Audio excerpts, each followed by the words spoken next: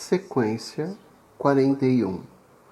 Naquela noite, chegou a casa um pouco cansado e melancólico. Tomou um banho demorado, trocou a roupa e dirigiu-se para a sala de refeições. Quando se inclinou para beijar a filha, foi recebido com uma reclamação. Tu não trouxe o meu violino, pai. E de repente, ele lembrou-se de que na véspera, Ana Maria lhe encomendara um violino, igual ao de um homem que ela vira tocar na rua. Ora, papai esqueceu-se. A menina apertou os lábios e pelo seu rosto passou uma nuvem de tristeza. Dona Frida, para quem Eugênio já não era uma pessoa de cerimônia, e sim um novo membro da família, começou naquele instante a censurar o marido. Hans tinha passado a tarde a beber e a jogar com amigos boêmios como ele. Aquilo tinha lugar? Enquanto ele vadiava, os concorrentes andavam na rua trabalhando, aproveitando oportunidades, fazendo bons negócios. Ainda por cima, no fim do mês, vinha a conta do bar. Uma barbaridade. E no meio do seu discurso, que cada vez se acalorava mais, Dona Frida rompeu a falar alemão. De quando em quando, Hans erguia a cabeça do prato e piscava um olho para Eugênio. Ana Maria olhava para o pai e murmurava: Meu violino!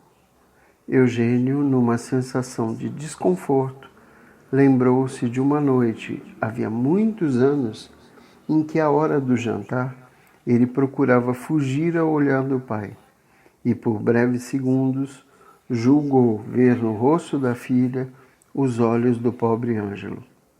O meu violino.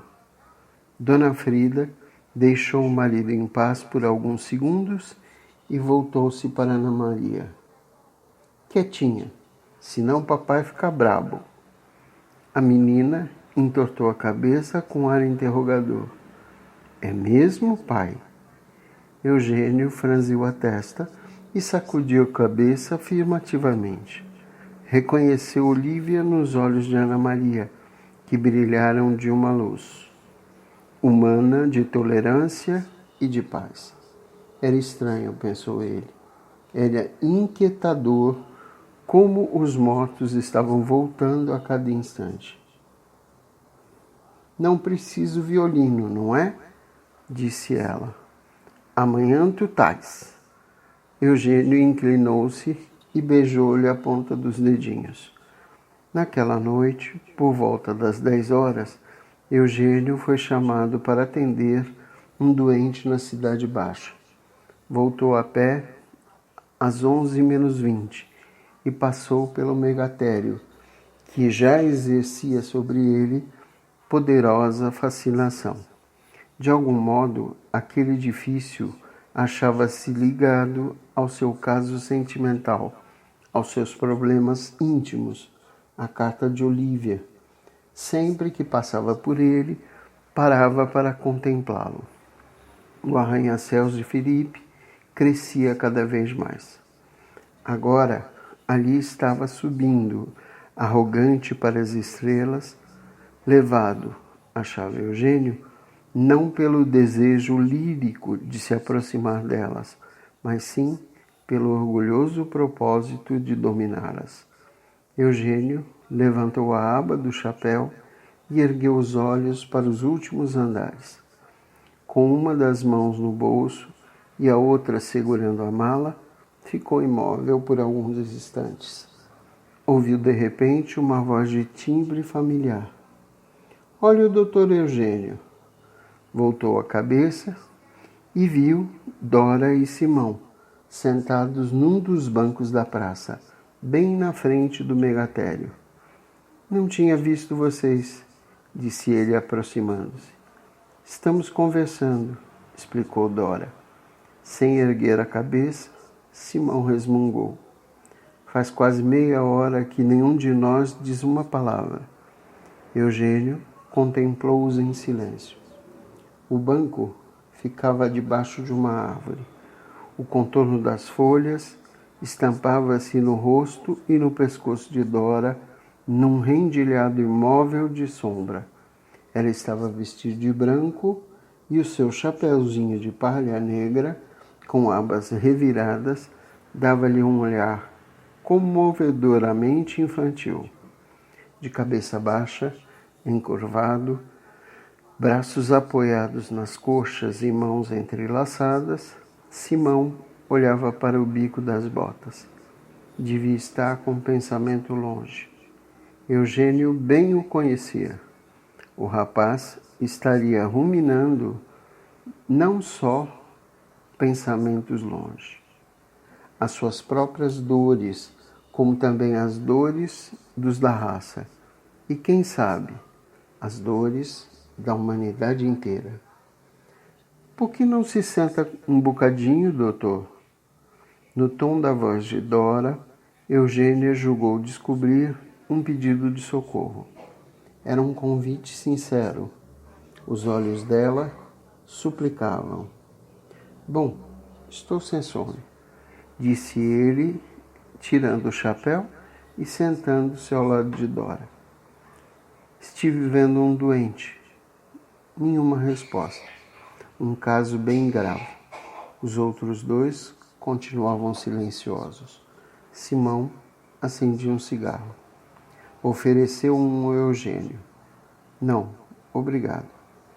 O megatério dava a impressão de um tórax de esqueleto descomunal. Através das simétricas costelas de cimento armado, Eugênio via as estrelas.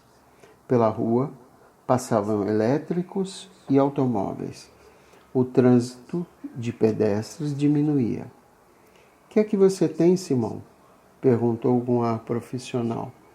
E no instante mesmo em que fez a pergunta, não pôde fugir a um sentimento de autoaplauso, porque falara num tom de voz humana, dando, parecia-lhe, a impressão de quem quer realmente ajudar. Simão limitou-se a encolher os ombros, mas Dora não se conteve e contou. Hoje na faculdade, um professor falou contra os judeus e ele retirou-se da aula. Houve muita complicação. Parece que ele vai ser suspenso. Eu tenho boas relações com o diretor da faculdade, Simão. Se você quiser... Simão interrompeu-o com um gesto de irritação. Mas que me importa me botarem para fora? Que diferença faz para o mundo se Simão Counterman se formar em medicina ou for simplesmente um vendedor de móveis a prestações? O que me dói é a injustiça desse ódio aos judeus. Nós somos homens como os outros. Estas últimas frases, pronunciadas numa surdina, tiveram no espírito de Eugênio a força de um grito de desespero. Como é que os homens podem ser tão cegos, tão cruéis? Murmurou ele, sacudindo a cabeça. E uma voz interior lhe cochichou. Tu também foste cego e cruel. Dora brincava com a bolsa de couro negro, olhando aflita para o rapaz. Nasce um judeu no Brasil nesse mesmo instante, continuou Simão, e já cai em cima dele toda a maldição milenar da raça. Por quê? Por quê? Porque ainda continuamos sendo judeus? Mas nós já não seríamos judeus se não fosse o ódio dos cristãos. Eles nos perseguem, nos torturam. Temos uma tradição, sim, mas essa tradição já teria desaparecido se não fosse esse inexplicável ódio que nos obriga a atitudes de defesa. Veja bem, de defesa e não de agressão. Jogou longe o cigarro, empertigou o busto e olhou para Eugênio. Era um rapaz de rosto comprido e belo. Tinha olhos escuros e de expressão triste. Abra a história. Ela está cheia dos gritos de dor e de angústia do meu povo. Negaram aos judeus o direito de ter uma pátria. Eles viveram através de anos como feras acossadas, alimentaram as fogueiras da Inquisição, morreram sob a espada dos cruzados e, mais tarde, nos pogroms da Rússia, da Polônia e da Romênia. Não leu ainda sobre os horrores de um campo de concentração da Alemanha moderna? Pois lá vamos encontrar milhares de judeus que estão recebendo o prêmio do seu sacrifício nas trincheiras da Grande Guerra, quando, como soldados alemães, defendiam essa pátria que os renega e expulsa. E apesar de tudo isso, nós ainda não aprendemos a odiar. Imóvel, o megatério parecia também escutar. Eugênio olhava para uma estrela de brilho irisado que aparecia bem em cima do último andar. Um vento fresco bulia as folhagens das árvores, fazendo as sombras dançar no rosto, nos braços e no peito de Dora. Somos uns doentes de justiça. É a nossa grande glória diante de Deus e é o nosso maior mal perante os homens. Temos dado ao mundo notáveis escritores, filósofos, políticos, cientistas. Não obstante, todo o bem que fizeram à humanidade, eles continuam a ser judeus. Porque querem? Não. Porque o mundo não lhes permite ser outra coisa. Os cristãos nos odeiam e, no entanto, a nossa raça lhes deu esse Cristo de amor e de perdão. De perdão. Tem graça. Soltou uma risada que mais parecia um soluço. Eugênio e Deus continuavam calados. Éramos um velho povo de pastores. Veja a Bíblia.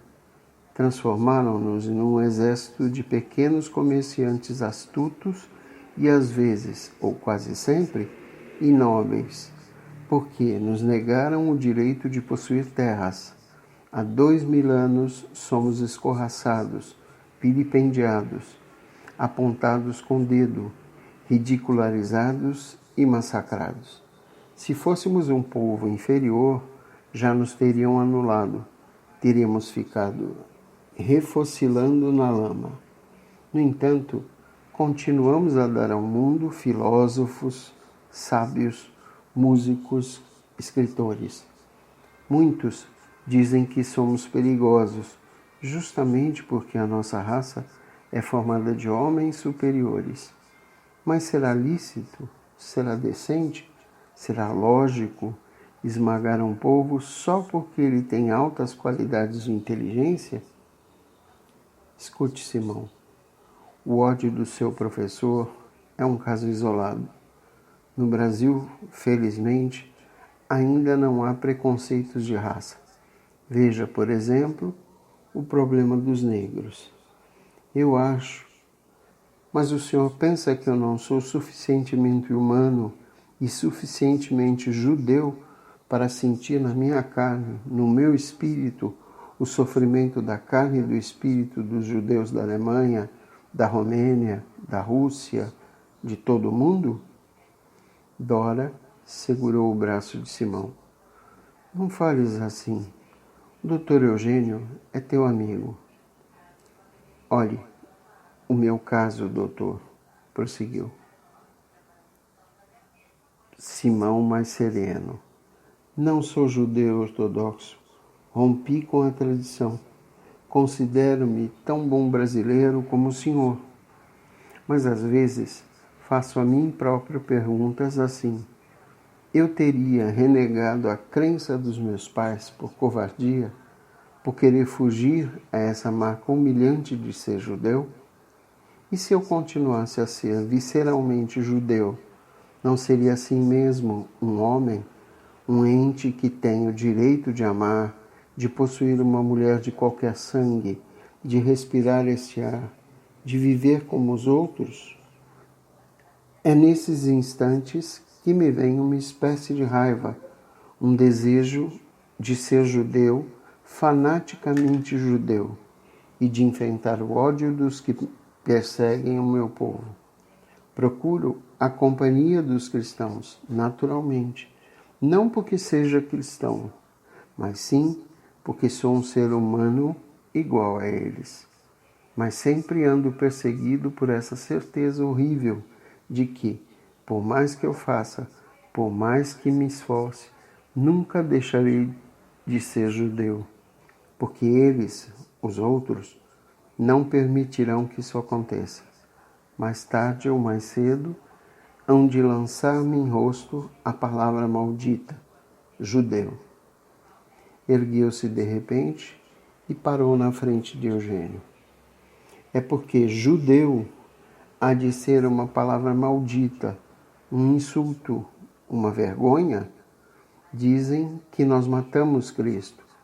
Mas se os cristãos queimaram Joana d'Arc, a sua santa. Fala baixo, pediu Dora. Dizem que os grandes capitalistas que infelicitam o mundo são judeus. Mas acontece que eles não são judeus, e sim apenas capitalista. Isso é uma classe que não tem pátria. Criticam em nós o nosso caráter antinacionalista. No entanto, durante a Grande Guerra, milhares de soldados judeus davam o seu sangue nas trincheiras, sob as bandeiras da Rússia, da Alemanha, da Inglaterra.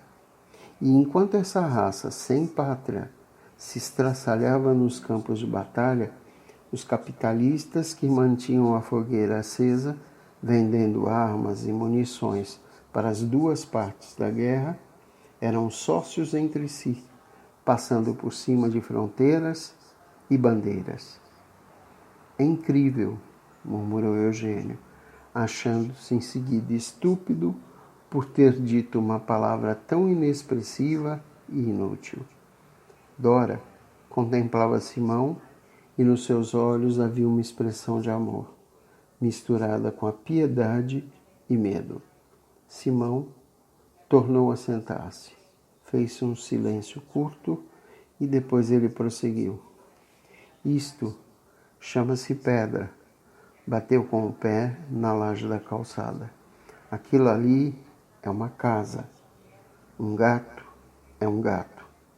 Mas o trágico é que nos obrigam a ser sempre judeus só para depois nos humilharem e nos desprezarem por isso. E o que mais me dói é a injustiça dessas coisas. Ao mesmo tempo, sinto orgulho por ver que, apesar de tudo, a minha gente, no fundo, conservou a sua grande pureza. E no dia em que o judeu deixar de ter uma razão moral, ele desaparecerá como o povo. Não existem 20 milhões de judeus no mundo.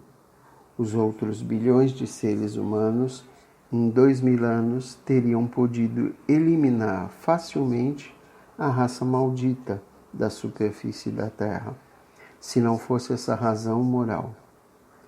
Ama o teu próximo como a ti próprio, murmurou Eugênio, e ficou pensando no que em seu lugar Olívia teria dito naquelas circunstâncias. Aí está, interveio Simão.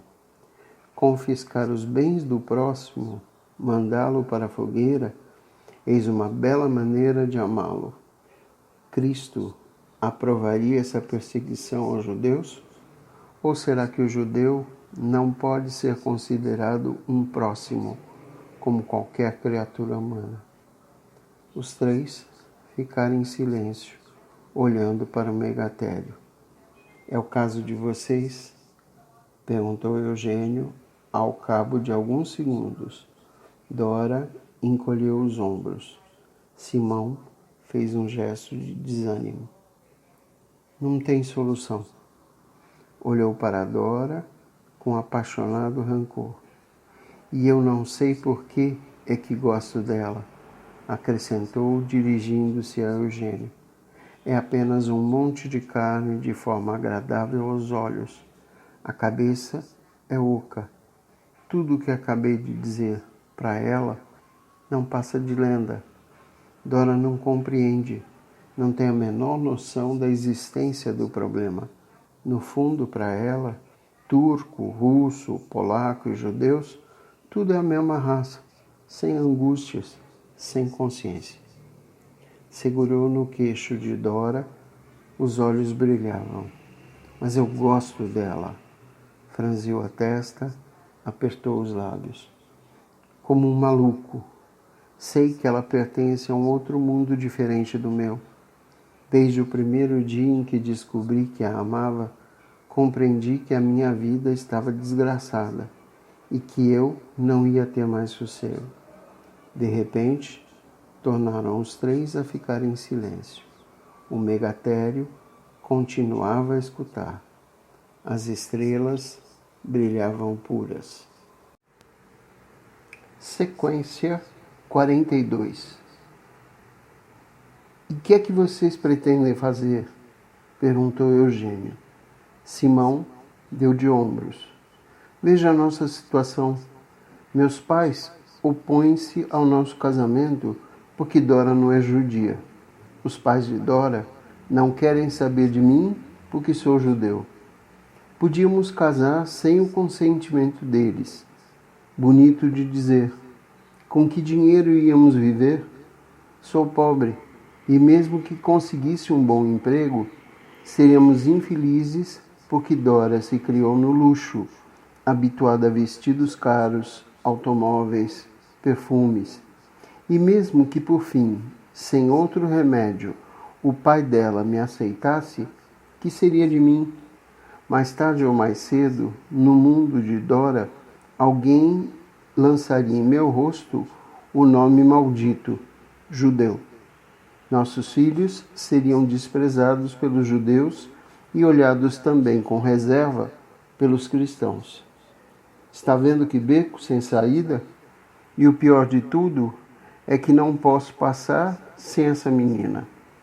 Tornou a olhar com uma estranha expressão para Dora. Eugênio tinha piedade deles, mas não era só piedade. Verificava com alegria, era simpatia humana, era quase amor.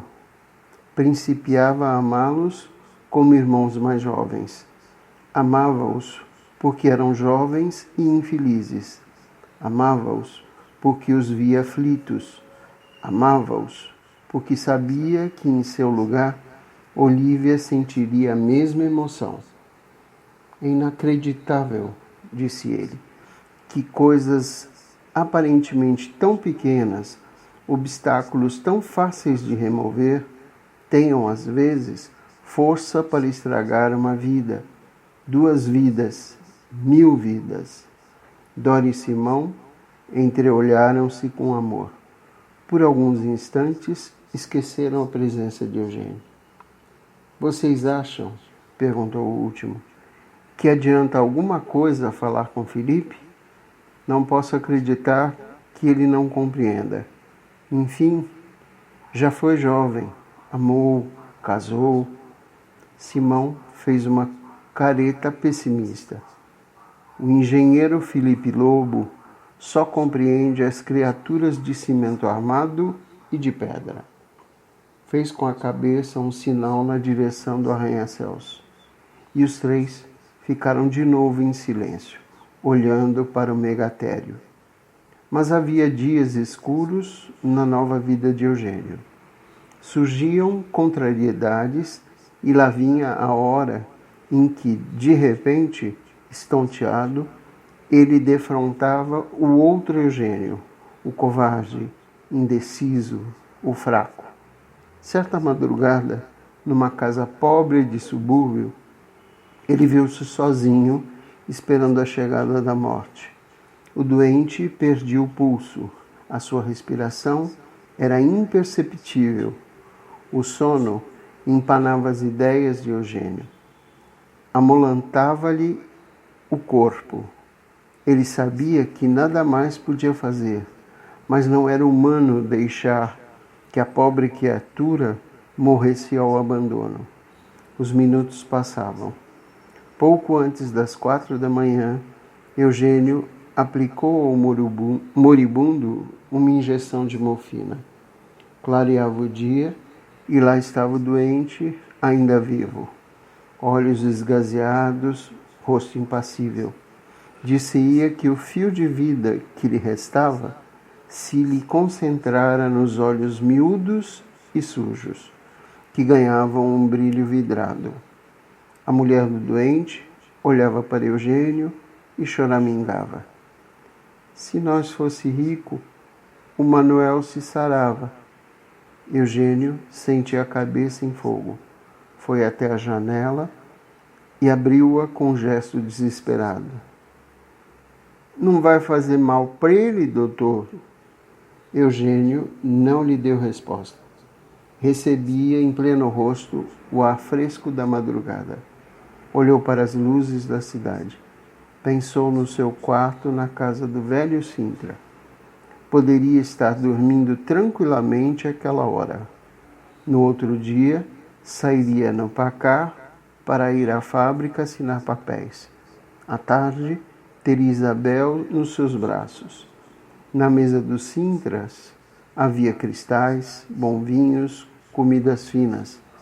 Levou a mão à testa. Lembrou-se de uma frase de Olívia. A bondade não é uma virtude passiva. Como era fácil ser mau e como era ainda 1000 vezes mais fácil ser indiferente. A roda da vida girava e no fim de tudo estava a morte, o silêncio, o aniquilamento.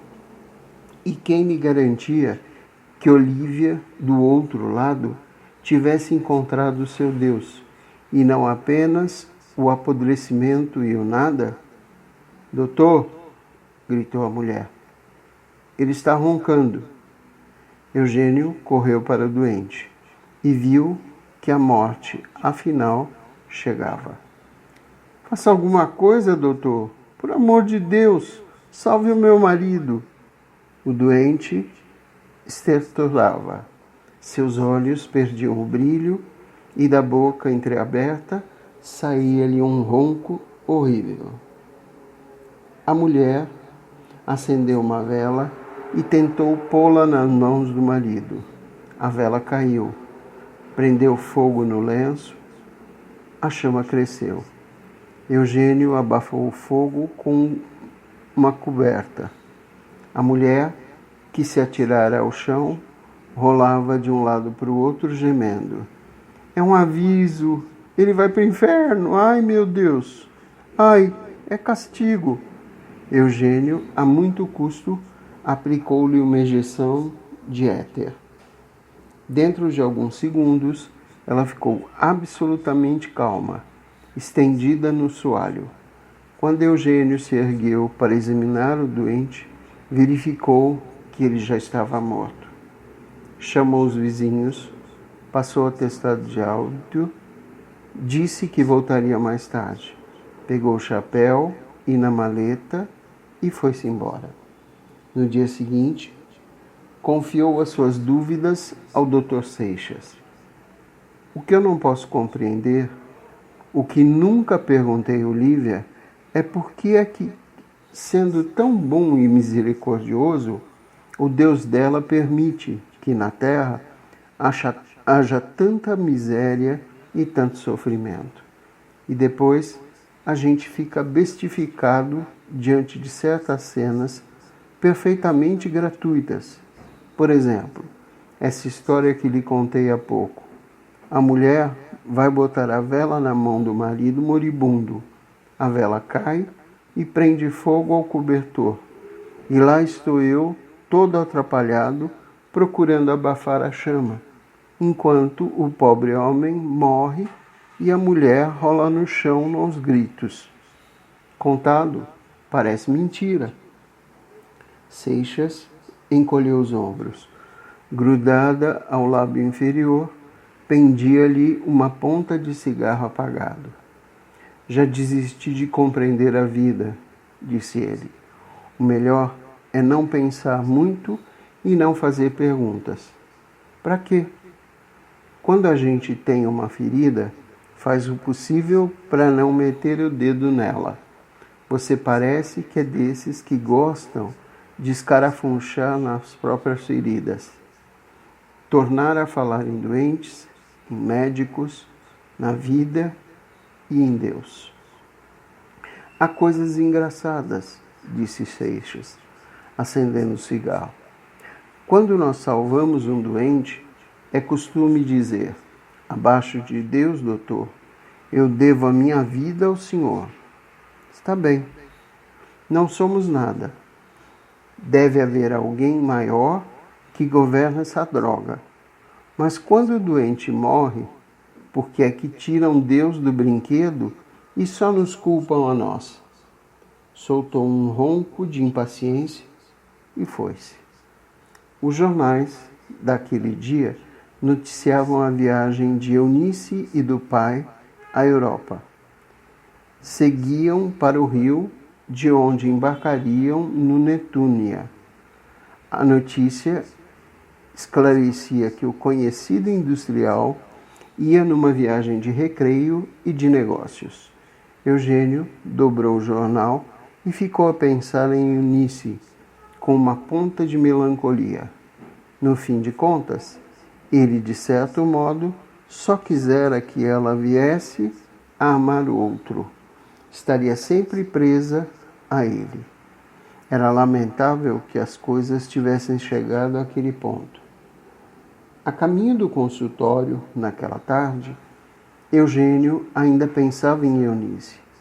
Ela era frívola, snob, irônica, mas que se podia esperar de uma rapariga que se criara sem mãe, aos cuidados de um pai que apenas queria vê-la instruída e admirada?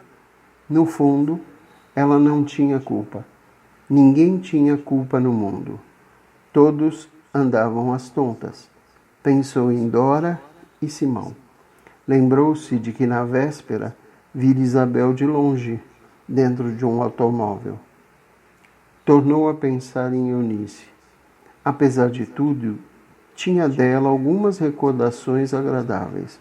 A lua de mel fora estranhamente deliciosa, cheia de pequenas revelações. Como a gente vivia a iludir-se. Passou pelo megatério. Eram quase 2 horas da tarde. Os operários trabalhavam freneticamente. Eugênio deteve-se um instante para olhar a obra. Um carro parou junto da calçada e Felipe Lobo saltou de dentro. Mas, homem de Deus, exclamou, por onde tens andado? Apertaram-se as mãos. A última vez que Eugênio vira Felipe fora poucos dias após o seu rompimento com Eunice. Felipe procurava-o para tentar uma reconciliação. Onde vais? Ia indo para o consultório. Felipe tomou-lhe o braço. Os doentes que esperem. Se fosse em Esparta, eles seriam jogados desfiladeiro abaixo. Vem comigo. Vamos subir ao último andar do megatério. Já estivesse lá? Não? Pois vais ver um espetáculo formidável. Eugênio deixou-se levar. Atravessaram a rua. Entraram no megatério. Felipe empurrou Eugênio para dentro do elevador de carga. Vamos agora ao ponto mais alto da cidade. Enquanto o elevador subia, Felipe, examinando Eugênio da cabeça aos pés, perguntou: Mas o que é que tens feito? Eugênio fez um gesto vago. Trabalho um bocado. Felipe acendeu um charuto, tirou uma baforada e, segurando Eugênio pela aba do casaco, disse-lhe com fingida sinceridade: Um homem como tu merecia ser jogado lá do último andar para se esborrachar na calçada. Acho que me compreendes, não? Eugênio sacudiu a cabeça, sorrindo. Agora já não prestava mais atenção ao que Felipe lhe dizia, pois, e à medida que subia, começava a sentir vertigens. A praça lá embaixo parecia pertencer a uma cidade de brinquedo. Os elétricos eram vermes rastejando. Chegaram ao último andar. Ventava forte. Eugênio segurou o chapéu pela aba. Vem por aqui. Filipe estendeu a mão a Eugênio para que ele passasse por uma tábua estendida entre duas vigas de cimento. Com uma sensação de vertigem, Eugênio olhou em torno. Dali de cima, avistava-se toda a cidade, o rio, as ilhas, as montanhas. Não é um colosso? Perguntou Filipe.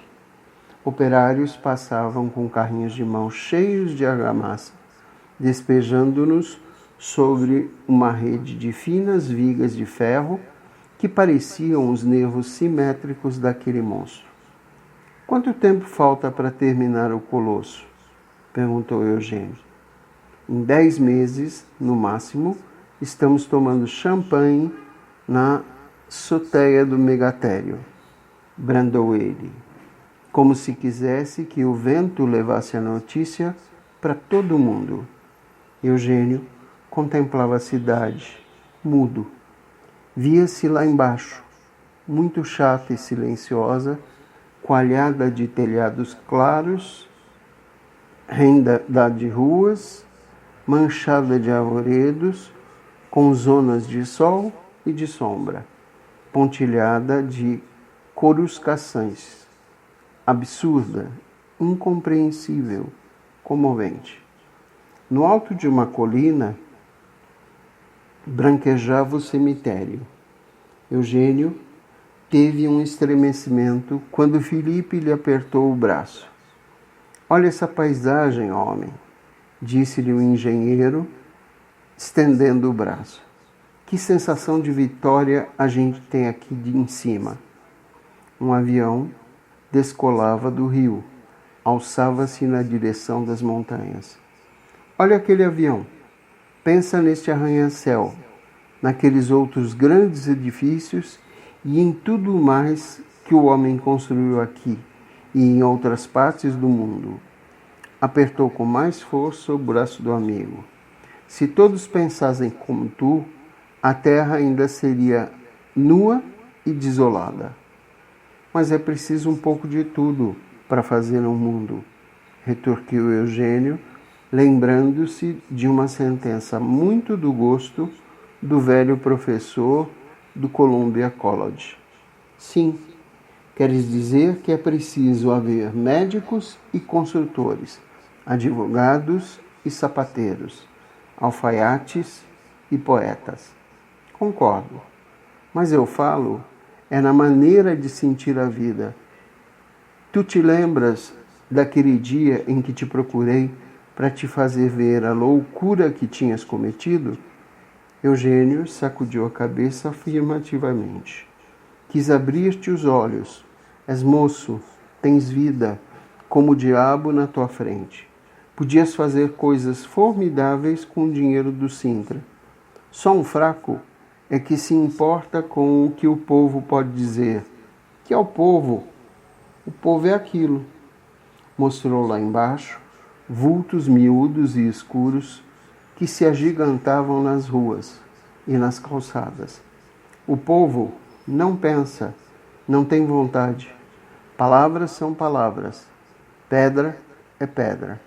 Pois bem, tu vieste com uma lenga-lenga muito sem entusiasmo. Falaste em cegueira, em falta de personalidade, disseste que estava morto e querias viver de verdade. Vê se isso não é vida. Nesse terreno existia uma baiuca colonial de porta e janela. Hoje se está erguendo em lugar dela um arranha-céus de 30 andares. Não é colossal? Não digo o contrário, Filipe. Eu te admiro a tua obra, mas acho... Filipe mirou-o num desafio. Fala com franqueza. O que é que achas? Eugênio ficou calado. Por um instante, depois disse: Nós somos homens, Filipe, e vivemos quase como máquinas. Essa ânsia de progredir, de acumular dinheiro, de construir, faz a gente esquecer o que tem de humano. Tu nunca pensaste? Bom, não tenho nada com a tua vida. Olhou para o rio. Uma vela branca passava diante de uma pequena ilha rochosa. Felipe soltou uma risada. Humano? Essa é boa. Haverá alguém mais ou menos humano do que eu? Bateu no peito, mordendo o charuto com fúria. Tenho ambições, sou um bom garfo, aprecio uma mulher bonita, contribuo todos os meses com 30.000 para obras de caridade. Sou vaidoso e tenho vícios. Macacos me mordam, se isso não é ser humano.